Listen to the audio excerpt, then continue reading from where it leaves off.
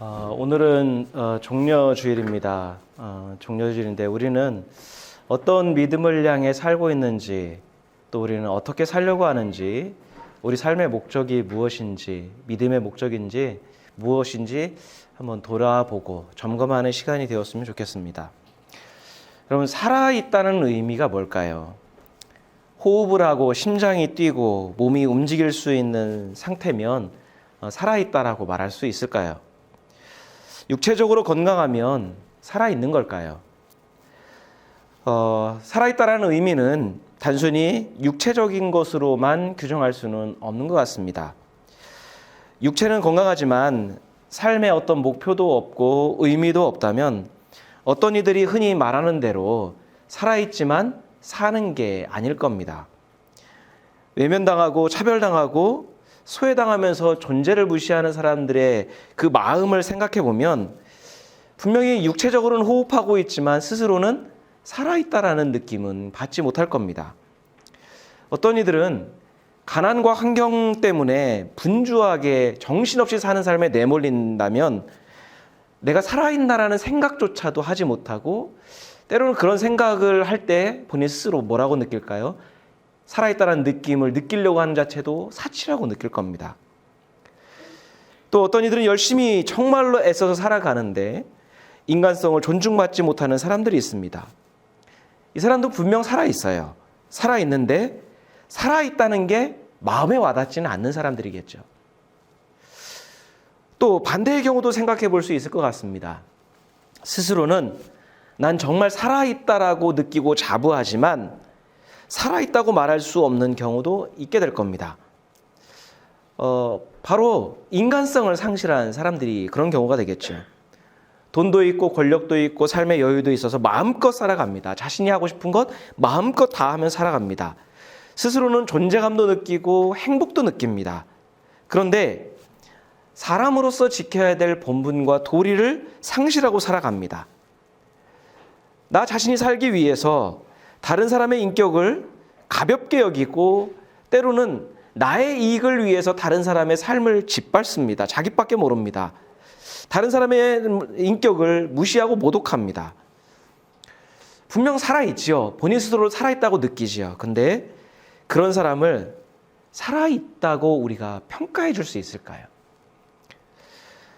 제가 이렇게 방사선을 공부하면서 치료학이라는 것을 배웁니다. 이제 암이나 종양을 방사선을 통해서 치료하는 건데 암과 종양의 특징이 그래요. 사람의 몸 안에 분명히 존재하고 있고 살아있는 어떤 겁니다. 그리고 살아있기 때문에 영양분을 흡수하면서 크기를 막 키워갑니다. 활발하게 활동하면서 정상적인 조직들보다 더 세력을 빠르게 확장합니다. 하지만 신체의 다른 장기들처럼 몸에 어울리지 않기 때문에 조화를 이루지 않기 때문에 살아있는 조직으로 우리는 보지 않습니다. 죽은 조직, 없애야 될 조직으로 보는 거지요. 따라서 우리가 살아있는 게 뭘까? 살아간다는 게 뭘까를 생각해 볼 때 이건 단순하게 육체적인 어떤 기능을 이야기하는 건 아닌 것 같아요. 단순히 이 세상에 내가 존재하고 있다. 움직이고 있다. 이게 살아있는 게 아닙니다. 어떤 의미에서 보면 살아있다는 것은 사람답게 사는 것 같아요. 내가 사람답게 살고 있고 존중받고 있고 하는 것. 그러니까 특별히 우리가 신앙 안에서는 하나님이 나에게 주신 생명의 의미가 뭘까? 나에게 주신 시간의 의미가 뭘까? 하나님은 나에게 왜 믿음을 주셨고 이 시대를 살아가게 하시고 이 장소를 살아가게 하시고 그 사람들을 만나면서 살아가게 하실까? 그거를 생각하고 내게 주신 그 생명을 가장 쓸모 있게 가치 있게 살아내는 게 살아있는 게 아닐까요? 나 스스로도 그걸 통해서 내가 살고 있구나를 느끼고 또 나만 느끼는 게 아니라 나를 통해서 다른 사람에게도 당신은 사람입니다. 사람으로서 존중받고 있습니다를 느끼게 해주는 것. 그게 진정 살아있는 삶이 될 겁니다. 이런 면에서 볼 때 살아있는 신앙이 뭘까? 교회가 살아있다는 것은 어떤 의미인지 다시 한번 돌아보게 됩니다. 숫자가 늘어나고 건물이 커지고 교회 안에 헌신하는 교인들이 많아지고 열광적인 예배를 드리고 여러 가지 많은 활동들을 통해서 외부적으로 저기 교회가 있다라는 어떤 존재감을 드러내면 교회가 살아있는 걸까요? 그렇게 열정적인 어떤 믿음을 주변 사람들이 알게 하면 그게 살아있는 신앙이 되는 걸까요? 계시록의 5번째 편지는 사대 교회를 향해서입니다. 근데 예수께서는 사대 교회를 향해서 이렇게 말씀하십니다. 우리 3장 1절 말씀입니다. 사대 교회 심부름꾼에게 이렇게 써 보내어라. 하나님의 7 영과 7 뼈를 가지신 분이 말씀하신다. 나는 내 행위를 안다. 너는 살아있다는 이름은 있으나 실상은 죽은 것이다. 예수께서 사대교회를 향해서 자신을 뭐라고 소개하시나요? 7 영과 7 뼈를 가지신 분.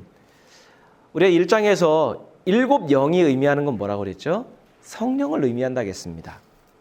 그러니까 성령께서는 성도들이 현실 속에서 믿음을 지킬 수 있도록, 의로운 삶을 지킬 수 있도록 도와주시고 말씀하시고 깨닫게 하시고 인도하시는 분이에요. 또한 성도들이 그 현실 속에서 좌절하고 낭망할 때 그들이 처한 현실의 진짜 의미가 무엇인지를 볼 수 있도록 알려주시는 분이에요. 그리고 그거를 살아갈 수 있도록 불의와 불법에 굴복하지 않고 저항할 수 있는 용기와 힘을 주시는 분이 바로 성령이죠. 근데 돌이켜보면 이거는요, 누가 하신 일이에요? 예수께서 이 땅에 있으시면서 살아가시면서 그 생애를 통해서 몸소 보여주셨던 거예요. 아무리 불의하고 불법이 있어도 굴하지 않고 가난한 이들을 섬기고 그리고 저들과 함께하면서 신앙의 의미를 갈려주셨던 것, 그게 예수께서 하셨던 일이고 예수께서 죽으신 이후에는 성령께서 우리에게 해주시는 일이에요. 자, 그런데 그 성령이 누구에게 속해 있어요? 예수께 속해 있다는 거예요. 또 7 뼈는 뭐예요? 7 뼈를 의미하는 건 뭐라 했죠? 교회의 심부름꾼들, 천사들, 그러니까 교회를 돌보고 인도해주는 하나님의 천사들을 의미합니다. 따라서 예수께서 7 영과 7 뼈를 가지셨다는 의미는 뭐예요? 성령과 천사들을 통해서 여전히 교회를 보호하시고 인도하시고 무엇보다 교회 안에 성도의 삶에 현존해 계시다라는 그 상징의 말씀인 거예요. 그러니까 별개의 의미가 아니라 따로 떨어져 있는 게 아니라 그들이 고난과 역경을 당한다고 해서 예수께서 떠나 계신 게 아니라 예수께서는 그 교회, 그 성도들의 삶에 늘 현재적으로 임재해 계시다라는 거예요. 예수께서는 사대교회를 그렇게 인도해 오셨던 거예요. 함께 하셨던 거예요. 자, 그러면 우리 한번 생각해 봐야죠. 예수께서 성령을 통해서 천사들을 통해서 교회를 인도하고 계세요. 임재하고 계시다면 교회의 모습은 어때야 될까요? 교회가 지금 현재 교회 안에 성도들의 삶에 현재 임재해 계시다고 하면 삶이 어때야 될까요?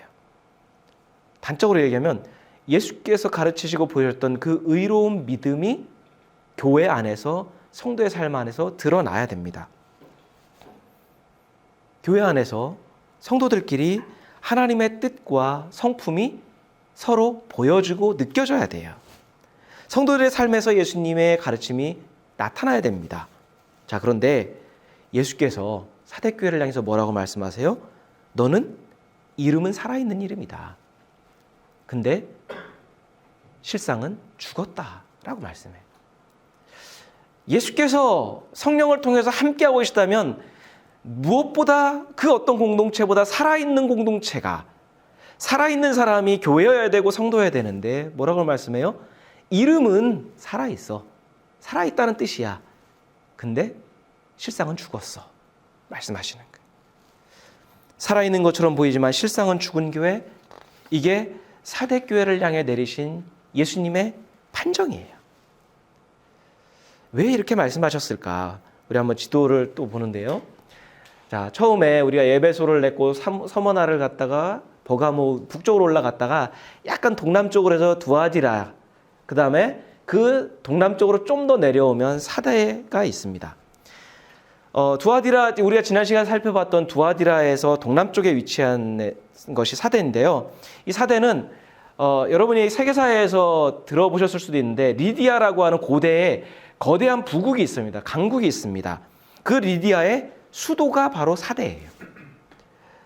그러니까 리디아 왕국은 부강한 나라였던 만큼 수도인 사대는 어땠을까요? 규모가 엄청났을 거예요. 게다가 사대는 금광업이 발달한 금이 많은 도시였어요. 그러니까 사대하면 그 당시에는 부의 상징 이렇게 여겨졌습니다. 그런데 우리가 그렇죠. 가진 게 많아요. 그러면 그걸 노리는 사람도 많겠죠. 그래서 사대는 그만큼 가진 것이 많은 만큼 외세 침략도 많았고 전쟁도 많이 겪었어요. 그러다 보니까 자꾸 전쟁이 반복되면 어떻게 됩니까? 도시가 점점 쇠락해 가는 거예요. 이렇게 점점. 과거의 영화가 점점 쇠락해 갑니다.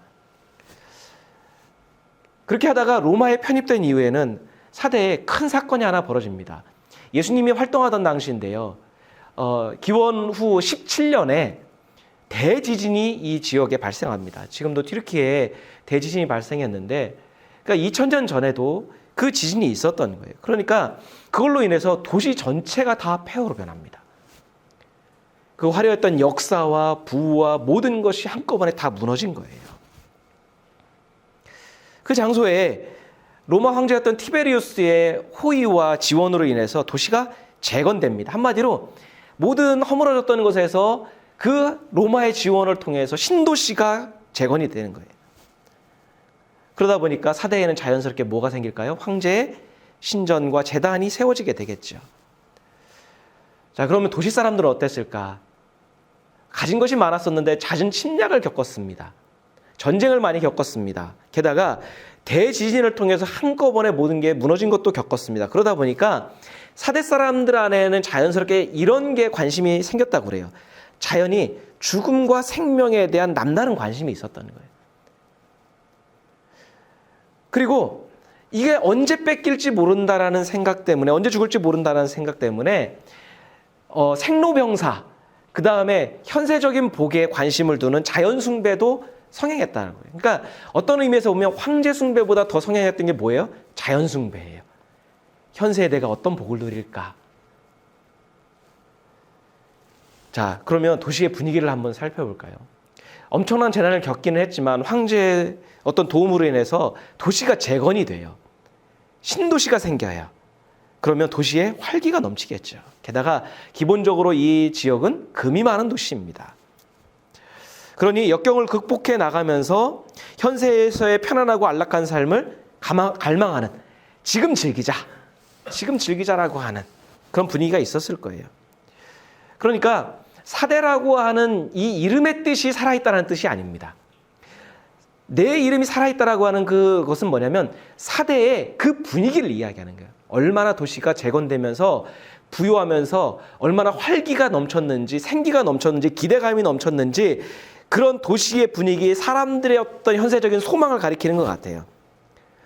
역사도 있고 물질도 넉넉하고 생기도 넘치고 그런 곳이 사대입니다. 그러니까 그만큼 도시가 재건되고 금이 많은 만큼 모든 게 풍족하겠죠. 여유가 있겠죠. 생기가 넘치겠죠. 그러니까 교회도 그런 도시 안에 있는 분위기에 맞춰져 가는 거예요. 겉으로는 생명이 넘치고 든든하고 여유가 있고 아쉬울 것이 없는 살아있는 교회입니다. 그런데 성도들도 그렇게 느꼈을 거예요. 아, 우리 교회는 활기도 있고 규모도 있고 뭔가 생명력도 넘치고 여유도 있는, 근데 예수께서 뭐라고 말씀해요? 하지만 너는 죽었다라고 이야기하는 거예요. 사람들의 평가와 성도 교회 스스로의 진단은 뭐였냐면 살아있다. 근데 예수님의 진단은 아니야, 너는 죽었다라는 거예요. 세대교회는 생기 있고 생명력 있는 모습이었을 겁니다. 활기가 넘치는 번듯한 교회였을 겁니다. 그런데 그거는 외적인 모습이었을 뿐이라는 거예요. 내면을 들여다보니까 죽었습니다. 생명이 없습니다. 그건 뭘 의미해요? 교회가 교회답지 못하다라는 거예요. 사대교회 성도들 또한 신앙생활에는 진짜 열심이었을 거예요. 그런데 하나님께서 원하시는 믿음이 아니고 하나님이 원하시는 신앙의 모습이 아닌 거예요. 교회가 교회답지 못한데 성도들의 신앙이 건강할 리가 없겠죠. 뒤이어 예수께서 하시는 말씀이 이렇게 있습니다. 같이 한번 읽겠습니다. 깨어나라. 그리고 아직 남아있지만 막 죽어가는 자들을 굳건하게 하여라. 나는 내 행위가 나의 하나님 앞에서 완전하다고는 생각하지 않는다. 뭐라고 말씀하냐면 사대교회에서는 수많은 행위들이 있었던 것 같아요. 어떻게 보면 요즘 시대로 이야기하면 수많은 프로그램도 있었고 활동도 있었고 봉사도 있었고 수많은 것들이 있었는데 그 행위가 하나님 앞에 완전하지 않다라고 평가하세요. 여러분, 우리가 이 직전에 지난주에 두아디라 교회를 향해서 예수께서 말씀하신 게 있죠. 교회의 본질이 뭐냐? 교회의 본질이 뭐였습니까? 사랑과 믿음과 섬김과 오래 참음. 이것이 있을 때야 교회가 교회답다라고 말씀했어요. 그게 있어야 교회라고 할 수 있다라고 말씀했어요. 근데 그러니까 두아디라 교회는 그 교회의 본질을 붙잡으려고 했어요. 반면에 사대교회는 교회의 본질에 소홀했던 것 같아요.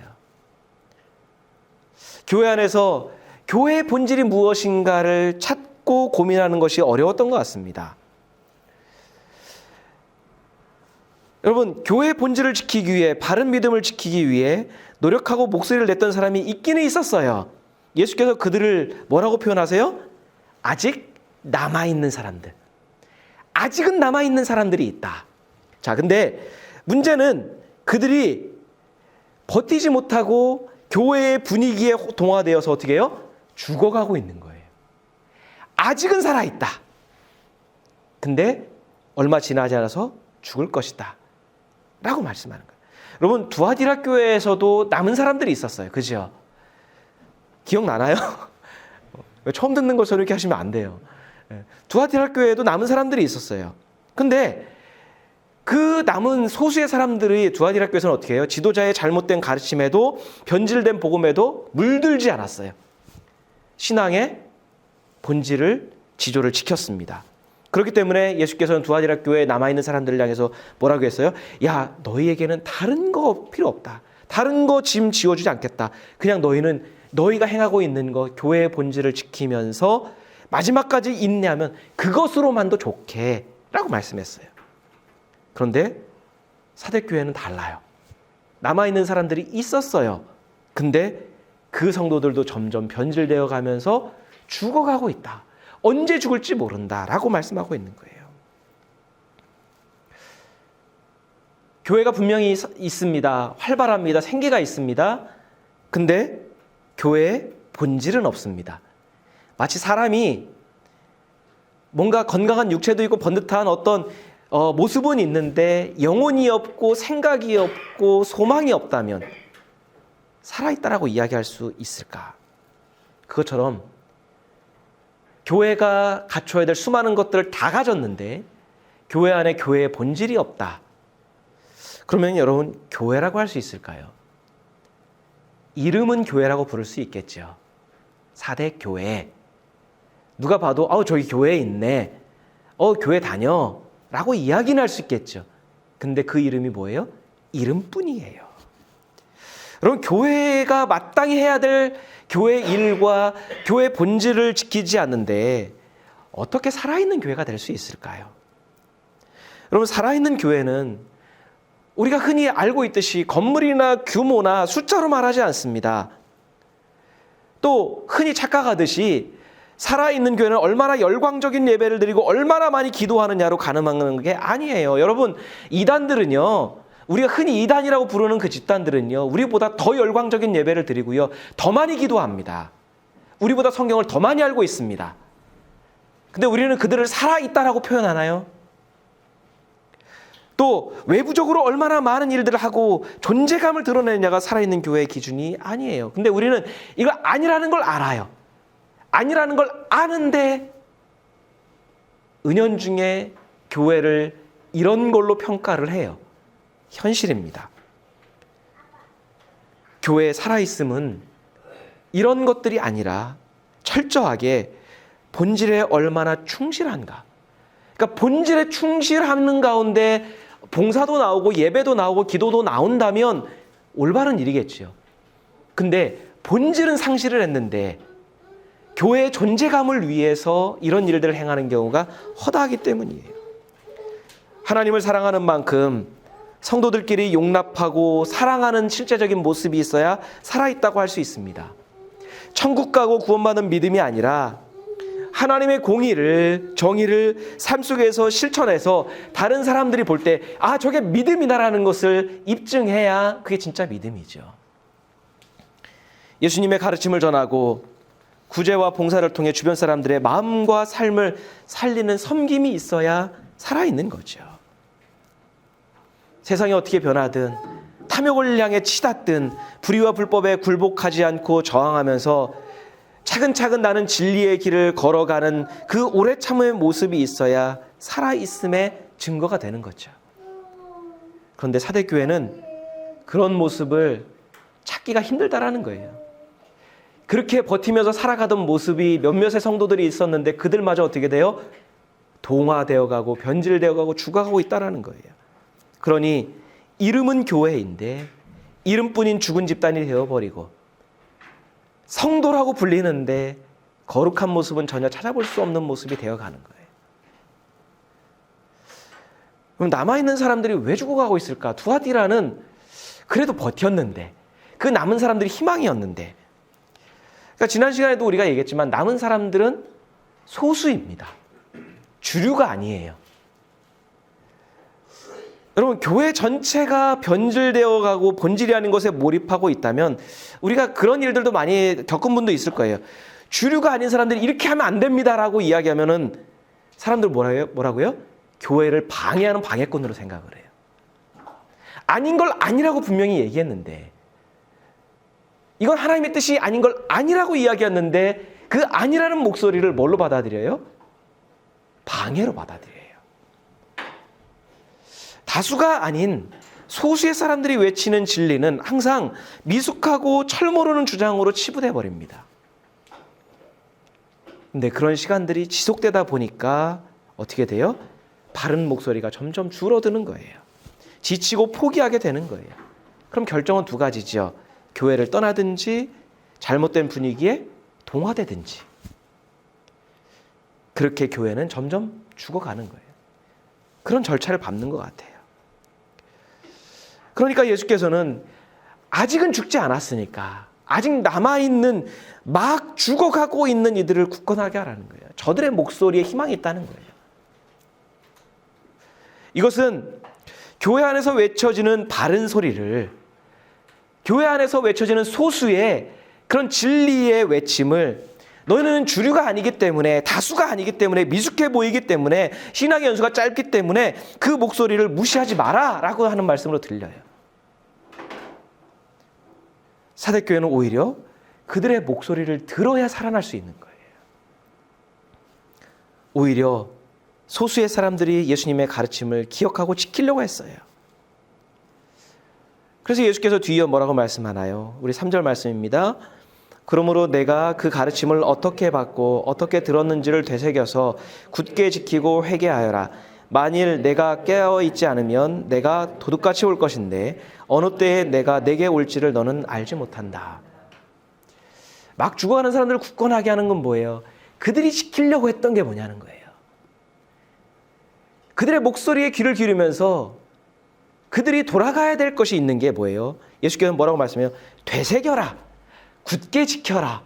회개해라. 라고 말씀해요. 그러니까 교회가 살아날 수 있는 방도로 처방으로 주신 거예요. 무엇을요?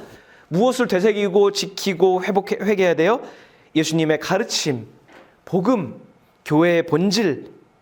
그걸 나는 교회는 처음에 어떻게 받아들였는가? 얼마나 힘들게 받아들였고 어떤 마음으로 받아들였는가? 교회가 그것을 잊어버린 거예요. 하나님을만 바라보았던, 예수님의 가르침만 바라보았던, 진리를 위해서 나의 생명을 다 담보하였던 그런 처음의 마음, 그게 잊어버린 거예요. 그러니까 교회의 생명이 어디로부터 오는지까지 까먹은 거예요. 그걸 까먹다 보니까 어떻게 해요? 부요하고 생기 있고 조건이 되니까 교회의 생명을 어디서부터 찾아요? 돈에서 찾고 규모에서 찾고 숫자에서 찾고 열광적인 어떤 분위기에서 찾는 거예요. 교회가 열심히 길을 가고 성도들은 열심히 믿음으로 달려가는데 뭐예요? 길을 잃어버렸어요. 교회의 본질이 뭔지, 믿음의 소명이 무엇인지를 잃어버리고 정말로 열심히, 정말로 열정적으로 하나님을 믿으려고 한 거예요. 그 결과 교회는 규모가 커지고 존재감도 드러났는데 성도들의 신앙은 열정이 넘치는데 세상에 피해를 주는 암과 같은 종양 조직이 되어버리는 거예요. 암이 커지고 전이 될수록 생명이 죽어가듯이 교회가 커지고 기독교가 확장될수록 세상은 점점 더 생명을 잃게 되는 것이죠. 그러니까 예수께서 지금이라도 너희가 처음에 믿음을 어떻게 받아들였는가? 그 복음의 본질을 다시 되새겨봐라 라고 말씀하는 거예요. 성도들에 쫓는 것이 복음의 생명인지 아니면 복음을 가장한 욕망의 충족인지를 돌아보라는 거예요. 교회가 늘상 입버릇처럼 말하듯이 천하보다 귀한 영혼을 위해 교회가 존재하는지 영혼들을 희생시켜서 건물을 세우고 목회자의 목회적 위상을 높여주는지 돌아보라는 거예요. 다수의 논리, 직분, 신앙의 연수에 의해서 결정되는 그 판단들, 다수의 길이 잘못될 수도 있다는 것을 인식하라는 거예요. 어쩌면 세상에서 교회를 향해서 비판하고 질타하는 그 손가락질, 그 손가락 끝에 하나님의 진리와 교회의 본질이 있을 수도 있다는 것을 인식하라는 거예요. 그래서 지금이라도 회개하라. 아직 희망이 있을 때, 살아있을 때, 아직 죽지 않았으니까 죽은 행실을 버리고 생명의 복음을 회복하라고 하시는 거죠. 부흥과 비전이라는 그 거창한 단어에 속지 말고 복음의 본질에 충실한 교회, 의로운 믿음을 뚜벅뚜벅 살아내는 성도의 삶을 회복해야 그게 진짜 살아있는 교회고 진짜 살아있는 신앙이라고 말씀하는 거죠. 여러분, 사대교회를 보니까 그나마 진작에 죽었어야 되는데 꺼져가는 생명을 유지할 수 있었던 것은 물질이 아닙니다. 목회자의 리더십도 아닙니다. 대단한 설교도 아니고요. 열정적인 예배도 아니에요. 바로 하나님 말씀 앞에서 순수하고 의로운 신앙을 지키려 했던 소수의 성도들 때문입니다. 우리 4절 말씀입니다. 그러나 사대에는 자기 옷을 더럽히지 않은 사람 몇이 있다.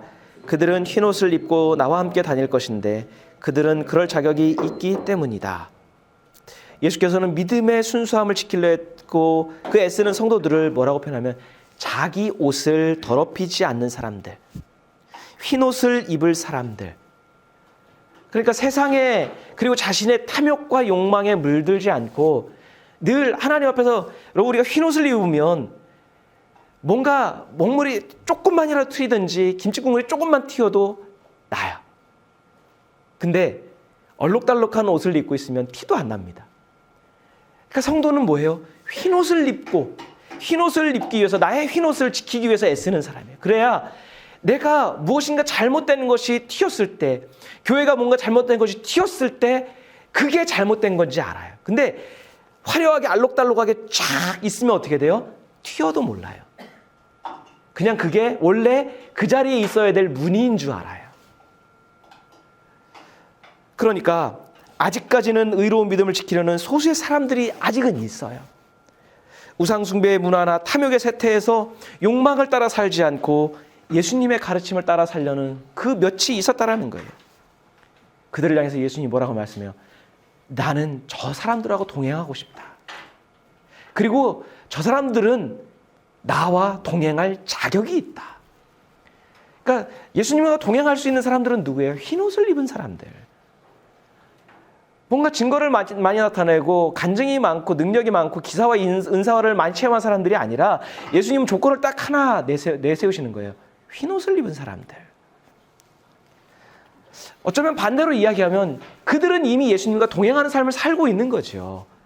왜요? 그들의 목표는 욕망과 탐욕이 아니에요. 예수님의 복음이에요. 그들이야말로 살아있는 성도들이고 그 성도들은 하나님의 생명이 함께 하시는 거죠. 그래서 예수께서 이렇게 말씀해요. 우리 5절 말씀입니다. 이기는 사람은 이와 같이 흰옷을 입을 것인데 나는 그의 이름을 생명책에서 지워버리지 않을 것이며 내 아버지 앞과 아버지의 천사들 앞에서 그의 이름을 시인할 것이다. 내 옷이 희지 않다면 빨아야죠. 여러분, 우리가 여러 가지 오물이 묻은 옷을 입고 다니나요? 어떻게든지 그거를 갈아입고 빨아서 얼룩을 지워서 하는 것처럼 우리는 흰옷을 입기 위해서 애쓰는 사람들이 돼야 되죠. 그러면 사대 교회는 살아있는 것처럼 보이지만 죽은 교회였습니다. 자, 그런데 그 교회를 향해서 뭐라고 하냐면 생명책이 나와요.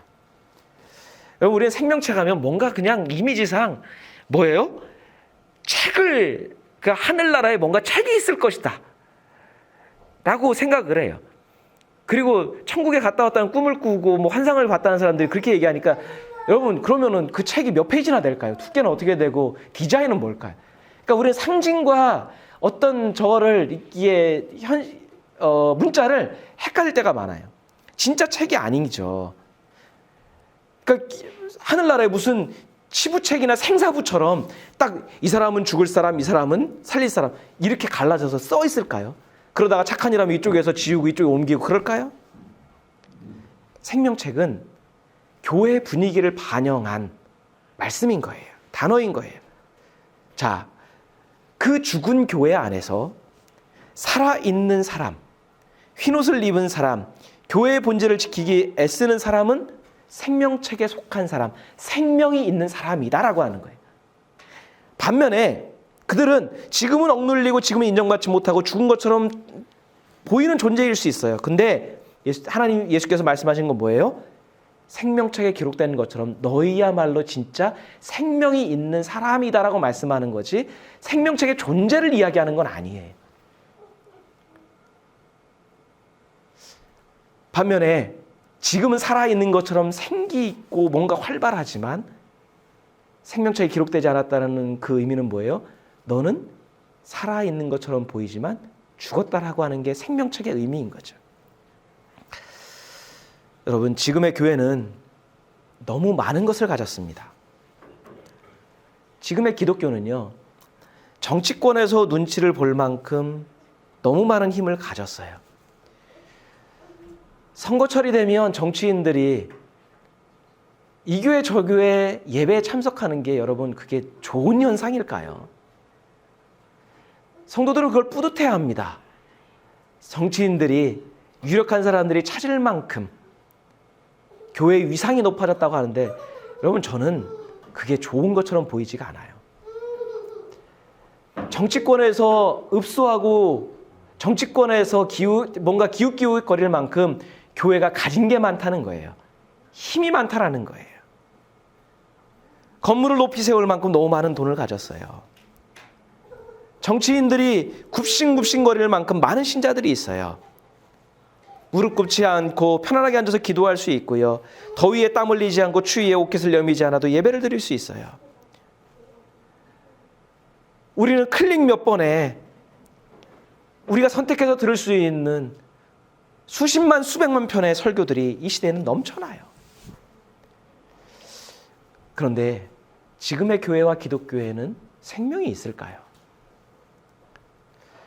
그 수많은 설교를 클릭해서 원하는 설교를 찾아 들어가는 그 성도들의 믿음은 살아있는 걸까요? 아니, 다른 사람 이야기하지 말고 우리 교회는 그렇게 생명을 소유하기 위해서 애쓰고 있을까? 우리 각자의 삶은 생명이 있을까? 인디언들은 광야를 전속력으로 질주하다가 갑자기 멈추어 선다고 합니다. 그 이유는 자신의 영혼이 따라오는지 살펴보기 위함이라 해요. 너무 내가 빨리 달리다가 영혼을 놓치고 있을 수 있기 때문에 전속력으로 달리다가 멈추어 서서 내 영혼이 따라오고 있는지를 살펴본다고 합니다. 우리는 무엇을 위해서 그렇게 전속력으로 질주하며 살아가고 있을까요? 우리의 믿음은 어디를 향하고 있고 무엇을 위해서 질주하고 있을까요? 하나님께서 우리 교회를 향해서 우리 각자의 믿음을 향해서 너는 흰옷을 입었다라고, 그리고 흰옷을 입기 위해서 하나님 앞에 살아간다고 그렇게 평가하실까요? 우리는 이름에 걸맞게 살아가고 있을까요? 이름뿐인 삶을 살아가고 있을까요? 같이 기도하겠습니다.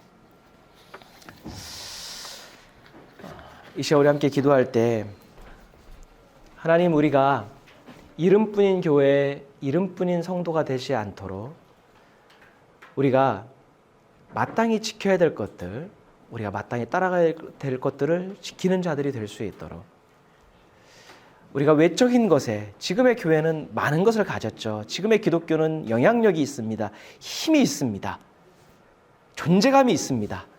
근데 그 힘과 존재감이 과연 생명이라고 할 수 있는지, 우리가 기도할 때 하나님, 우리가 외적인 비본질적인 것들보다 사랑과 믿음과 섬김과 오래 참음이라는 교회의 본질에 충실할 수 있도록, 세상에 존재감을 드러내는 게 아니라 복음을 드러낼 수 있도록, 세상에 영향력을 행사하는 게 아니라 세상에 생명을 공급하는 공동체가 되도록, 우리의 삶이 그러한 믿음의 삶으로 향해 가도록 우리 함께 같이 기도하도록 하겠습니다.